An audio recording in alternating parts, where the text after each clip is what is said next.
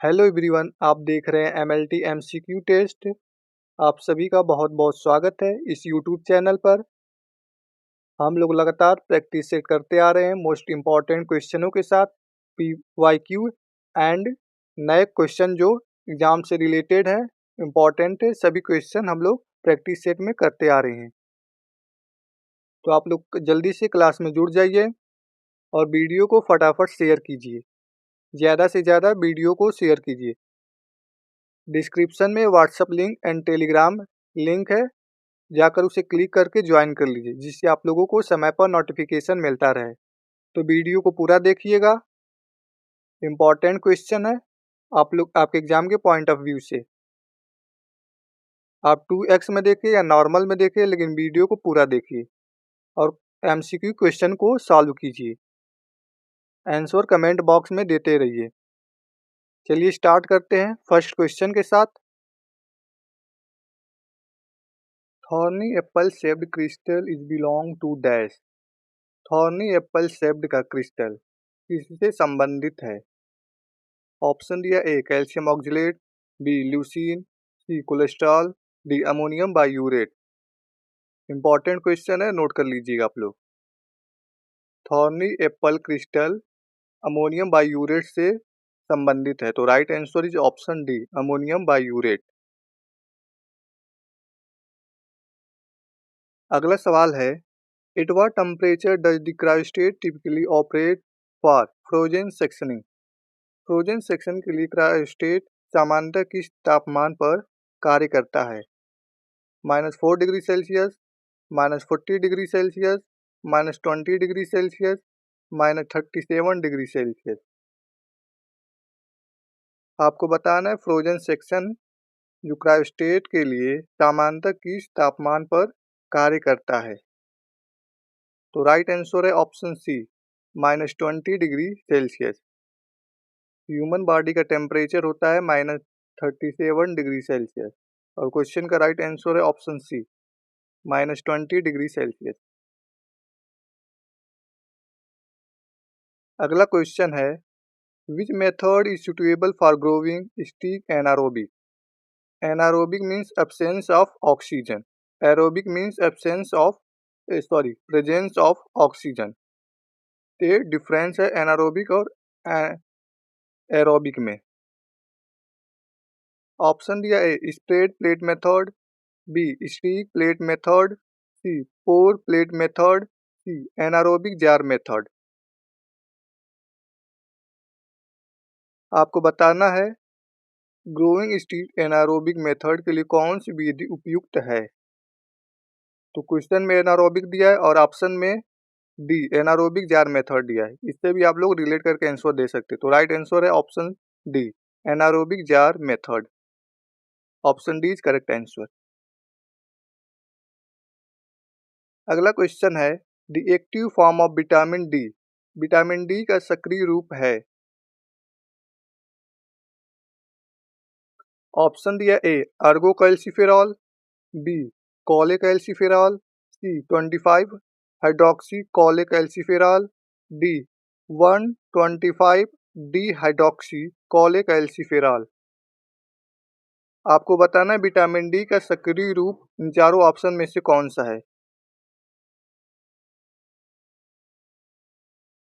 Ergo calciferol को vitamin D2 के नाम से भी जानते हैं। ये नॉन स्पेसिफिक कैल्सिफेरॉल है और विटामिन डी का एक पार्ट है जो फूड में पाया जाता है। सेकेंड है कॉलीकैल्सिफेरॉल, इसको विटामिन D3 के नाम से भी जानते हैं, या कॉलीकैल्सिफेरॉल या इसे कैल्सियोल भी कह सकते हैं आप।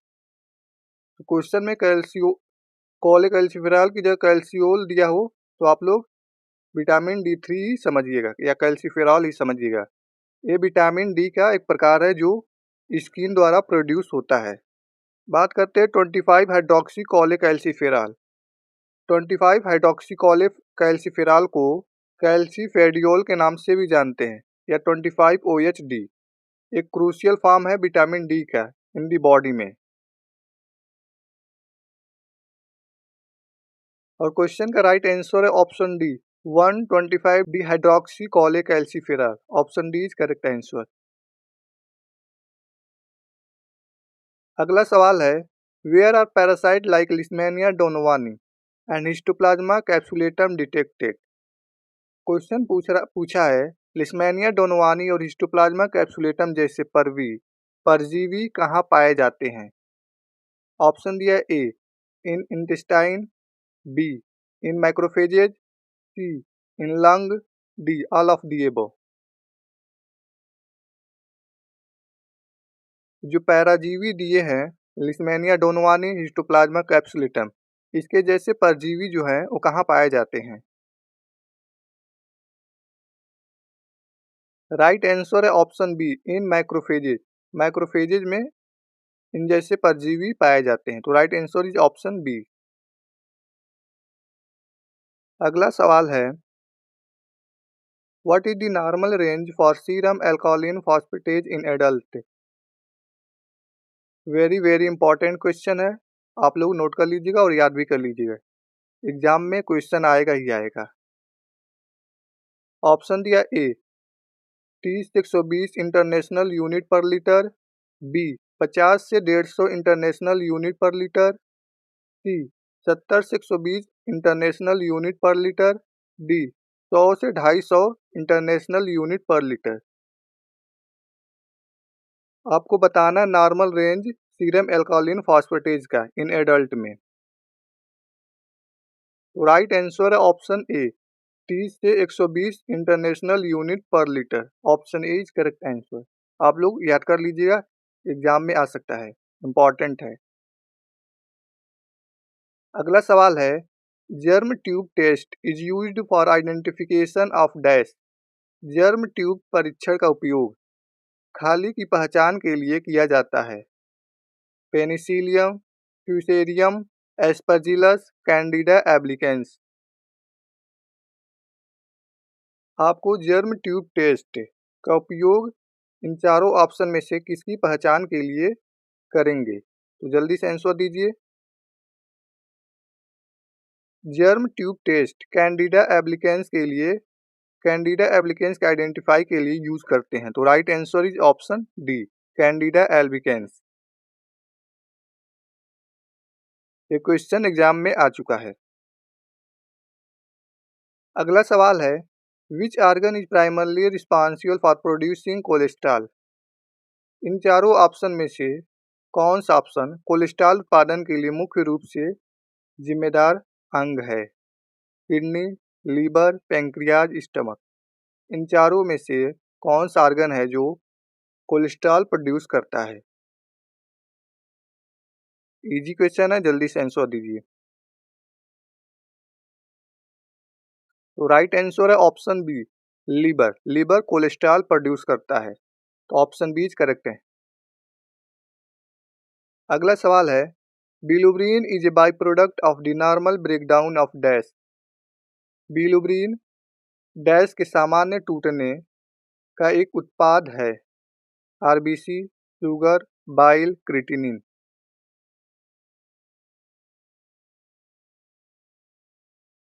बिलुब्रीन is by product of normal breakdown of RBC, तो right answer is option A. Option A is correct answer. अगला क्वेश्चन है, which of the following media used to culture fastidious organism. Important question है, निम्नलिखित में से कौन सा माध्यम फास्टिडियस जीवों के पालन के लिए उपयोग किया जाता है। Enriched media, selective media, differential media, none of the above. Fastidious organism के लिए इनरिच्ड मीडिया इस्तेमाल किया जाता है, तो राइट आंसर है option A enriched media. Enriched media blood agar के लिए भी किया जाता है और डिफरेंशियल मीडिया मैकॉन्की अगार के लिए यूज करते हैं, तो क्वेश्चन का राइट आंसर है ऑप्शन ए इनरिच्ड मीडिया। अगले सवाल पे चलते हैं, the end product of purine metabolism is. तो इसका राइट आंसर है option uric acid end product है प्यूरिन मेटाबॉलिज्म का, तो right answer is option C.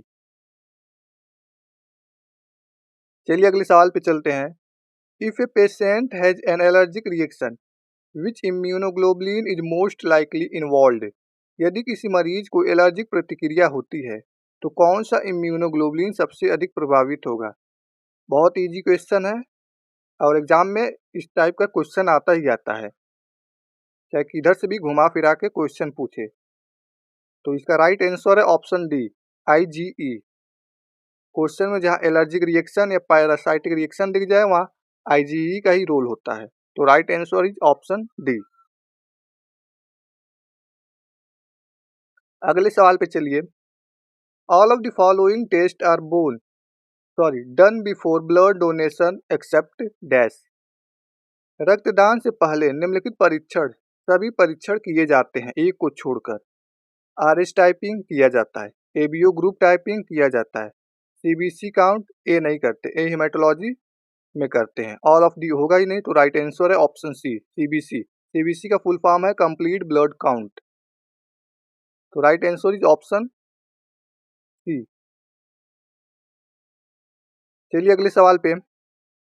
Which produced by Burkholderia cepacia contribute to its pathogenicity. Burkholderia cepacia द्वारा उत्पादित कौन सा एंजाइम है, कौन सा एंजाइम इसकी रोगजनकता में योगदान देता है? Elastase, catalase, beta lactamase, none of the above. जल्दी से आंसर दीजिए। Which enzyme produce by Burkholderia cepacia contribute to its pathogenicity. तो राइट आंसर है option C, beta lactamase. Option C is correct answer.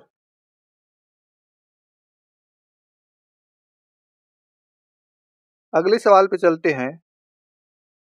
Easy question है, जल्दी से answer दीजिए।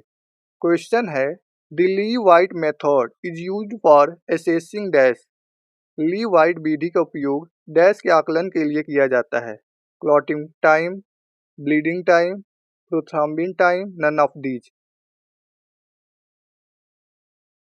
ली White method किसके लिए यूज करेंगे? तो राइट आंसर है option A, clotting time, CT time के लिए यूज होता है Lee White method. Option A is correct answer.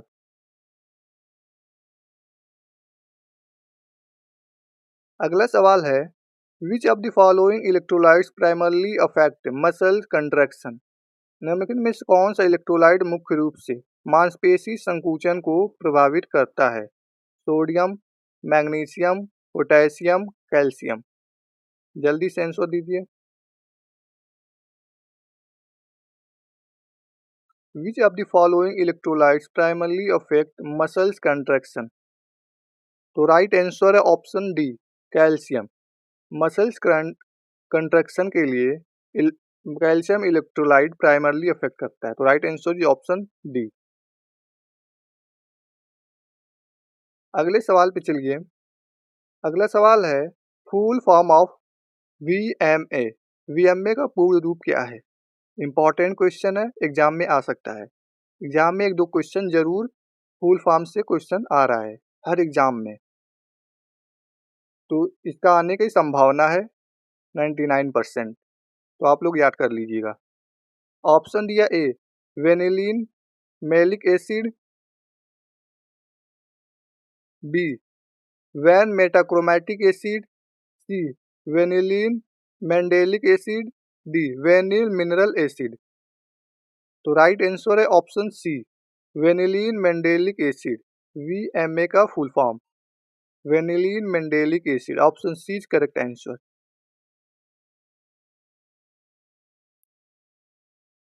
अगला सवाल है और इम्पॉर्टेंट क्वेश्चन भी है। Which test is use to confirm the presence of Pseudomonas aeruginosa in a clinical specimen. किसी नैदानिक नमूने में स्यूडोमोनास ओरिजिनोसा की उपस्थिति की पुष्टि के लिए किस परीक्षण का उपयोग किया जाता है? ऑप्शन दिया A, oxidase test, B gram stain, C coagulase test, D catalase test. Pseudomonas aeruginosa के लिए कौन सा टेस्ट कंफर्म करेंगे? तो राइट आंसर है option A, oxidase test. Pseudomonas aeruginosa के लिए ऑक्सीडेज टेस्ट यूज करेंगे। तो right answer is option A. चलिए अगले सवाल पे चलते हैं। अगला सवाल कह रहा है acid fastness of Mycobacterium is due to dash.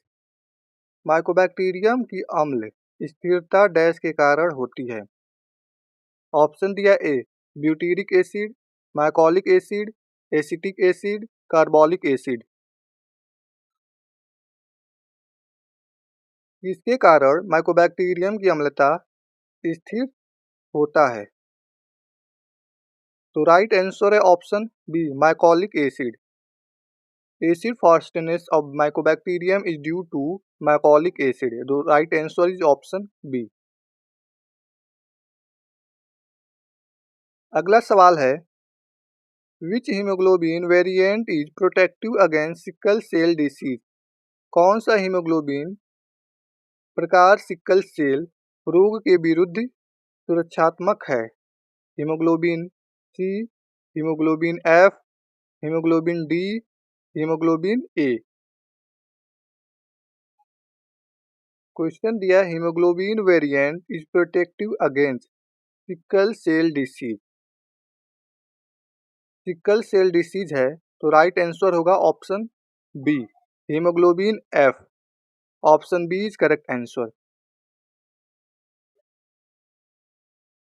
अगला सवाल है और इम्पोर्टेंट क्वेश्चन है which of the following bullet stepped virus.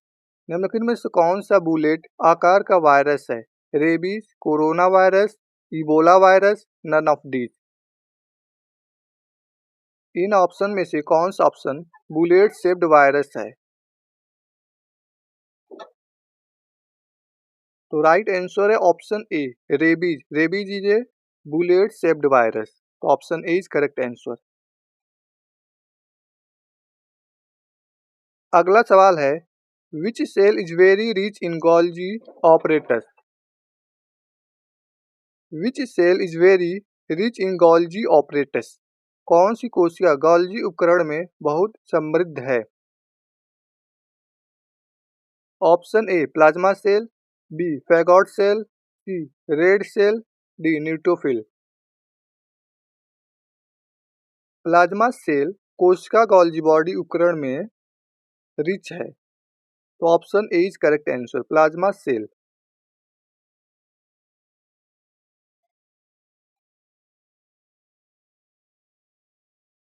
अगला सवाल है bacteria that produce swarming in agar media. कौन सी बैक्टीरिया अगार मीडिया में स्वार्मिंग प्रोड्यूस करता है। Tetani, Neisseria, streptococcus, staphylococcus. हम लोग क्वेश्चन में बहुत बार पढ़ चुके हैं bacteria that produce swarming agar in media Proteus. Proteus option में दिया नहीं तो जल्दी से आंसर दीजिए।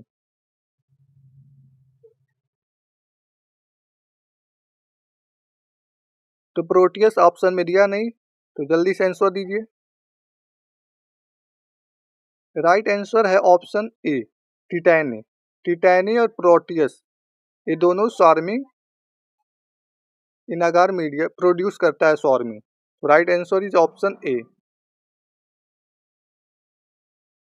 अगला क्वेश्चन है which of the following is hallmark of G6PD deficiency in red blood cell. निम्नलिखित में से कौन सा लाल रक्त कोशिकाओं में G6PD की कमी का लक्षण है।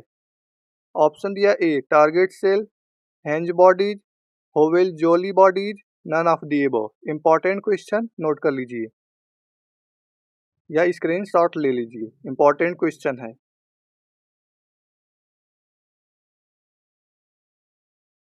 कौन सा लाल रक्त कोशिका में G6PD की कमी का लक्षण है।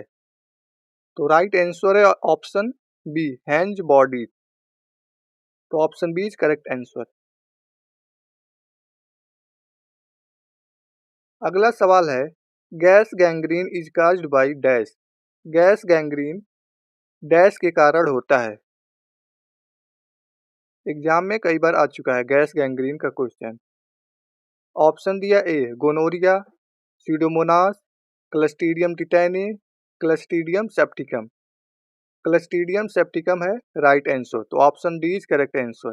Gas gangrene is caused by Clostridium septicum. तो option D is correct answer. अगला सवाल है, dual esterase positivity seen in, दोहरी एक्सट्रेज सकारात्मकता किसमें देखी गई? Option A ALL, B CLL, C AML M4, D teratoma. दोहरी एक्सट्रेज सकारात्मक किसमें देखी गई? तो राइट आंसर है option C AML M4। Option C is correct answer. चलिए अगले सवाल पे चलते हैं। इजी क्वेश्चन है, जल्दी से सभी लोग आंसर दीजिए।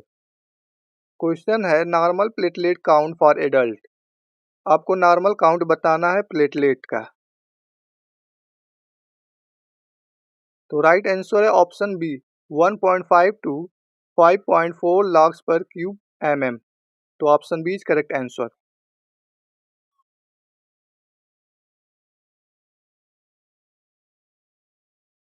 अगला सवाल है, normal NAP score is dash. Normal score NAP score बताना है आपको। 10 से 40, 80 से 200, 100 से 200, 40 से 100। इंपॉर्टेंट क्वेश्चन है, नोट कर लीजिएगा, एग्जाम में आ सकता है। Normal NAP score. तो नॉर्मल NAP स्कोर है 40 से 100। तो option D is correct answer, 40 to 100। अगला सवाल है, which is coagulase positive bacteria. कौन सा कोगुलेज पॉजिटिव बैक्टीरिया है? Staphylococcus aureus, Streptococcus pyogenes, S epidermidis, all of the above. इन चारों ऑप्शन में से कौन सा ऑप्शन कोगुलेज पॉजिटिव बैक्टीरिया है? आपको बताना है कौन सा कोगुलेज पॉजिटिव बैक्टीरिया है इन चारों ऑप्शन में से। तो राइट आंसर है option A Staphylococcus aureus. Staphylococcus aureus is coagulase positive bacteria है। तो right answer is option A. और इस सेशन का last question, which one does not contain a cell wall. Easy question है, इसका राइट आंसर आप लोग कमेंट बॉक्स में दीजिएगा। ये आप लोगों के लिए होमवर्क है। तो हर प्रैक्टिस सेट में लास्ट में आप लोगों के लिए होमवर्क मिल रहा है, तो आप लोग उसका आंसर कमेंट बॉक्स में दिया कीजिए। तो यहीं तक था आज का क्लास, फिर मिलते हैं कल इसी टाइम पे नए क्वेश्चनों के साथ। तब तक आप लोग वीडियो को लाइक कर दीजिए और ज़्यादा से ज़्यादा शेयर कीजिए, और जो अभी तक सब्सक्राइब नहीं किया है वो सब्सक्राइब कर ले और बेल आइकन को प्रेस कर ले। डिस्क्रिप्शन में WhatsApp link and Telegram channel है, उसे ज्वाइन कर लीजिए, जिससे आप लोगों का क्लास का नोटिफिकेशन और अन्य भी जानकारियाँ मिलता रहे समय पर। तो आप लोग चैनल को ज़्यादा से ज़्यादा सपोर्ट कीजिए। Thank you so much. जय हिंद। Have a nice day.